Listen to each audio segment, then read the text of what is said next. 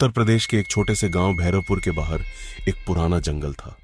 लोग कहते थे कि उस जंगल के बीचों बीच एक टूटी हुई हवेली है और उस हवेली के नीचे दबा है सोने का शापित खजाना। लेकिन जिसने भी उसे पाने की कोशिश की वो कभी वापस नहीं आया।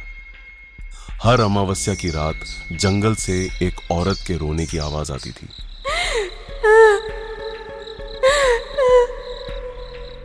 एक दिन गांव में दो दोस्त आए, अमन और रोहित। दोनों शहर से थे और YouTube के लिए हॉन्टेड जगहों की वीडियो बनाते थे। जब उन्होंने खजाने की कहानी सुनी तो डर नहीं, लालच उनकी आंखों में चमक उठा। चाय की दुकान पर बैठे बूढ़े ने कांपती आवाज में कहा, उस हवेली में मत जाना बेटा, वहां एक औरत मरी थी।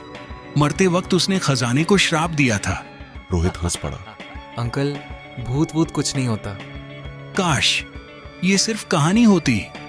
रात होते ही दोनों कैमरा और टॉर्च लेकर जंगल की तरफ निकल पड़े। जैसे जैसे वो अंदर जाते गए, हवा ठंडी और अजीब फुसफुसाहटें तेज होती गईं। दूर उन्हें टूटी हुई काली हवेली दिखाई दी। अंदर घुसते ही सड़ी हुई बदबू, दीवारों पर नाखूनों से लिखा, खजाना मेरा है, भाग जाओ। अचानक ऊपर से घसीटने की आवाज आई। दोनों ठिठक गए। तभी पीछे से एक धीमी औरत की आवाज आई, तुम मेरा खजाना लेने आए हो। हवेली के बीच कमरे में फर्श पर तांत्रिक निशान और उसके बीच लोहे का भारी संदूक। अमन ने जैसे ही संदूक खोला, अंदर सोना, गहने, हीरे चमक उठे। दरवाजा अपने आप बंद हो गया। कमरा बर्फ जैसा ठंडा हो गया। संदूक के पीछे अंधेरे में एक आकृति दिखी। सफेद बाल, सफेद आंखें, खून से सना चेहरा। मेरा खजाना। रोहित डरकर दरवाजा खोलने भागा। तभी फर्श से काले हाथ निकलकर उसके पैरों को पकड़ लेते। रोहित चीखा, अमन बचाओ। अमन उसे खींचता रहा, लेकिन वो हाथ रोहित को धीरे धीरे जमीन के अंदर खींच ले गए और अगले ही पल रोहित गायब। सिर्फ उसकी चीखें गूंजती रही। अब अमन अकेला था। औरत हवा में तैरते हुए उसकी तरफ बढ़ी। जो खजाना लेता है वो नहीं मरता है। अमन रोते हुए बोला, मुझे नहीं चाहिए खजाना।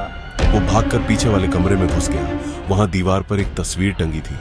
एक जवान औरत, ढेर सारा सोना, नीचे लिखा था, रानी सावित्री। पास एक डायरी पड़ी थी। मेरे अपनों ने मुझे खजाने के लिए जिंदा जला दिया। मरते वक्त मैंने इसे आजाद किया। अमन के हाथ कांपने लगे। तभी पीछे से फुसफुसाहट। अब तुम्हारी बारी है। वो मुड़ा। औरत उसके बिल्कुल पीछे खड़ी थी। उसने अमन का गला पकड़ लिया। अमन हवा में लटक गया, लेकिन किसी तरह वो छूटकर भागा। हवेली से बाहर, जंगल पार, सड़क तक। सुबह गांव वालों ने अमन को बेहोश पाया। होश आने पर वो सिर्फ एक ही बात बोल रहा था, खजाना मत छूना, वो आ जाएगी। आज भी अमावस्या की रात उस हवेली से आवाज आती है, मेरा खजाना कोई नहीं ले जाएगा।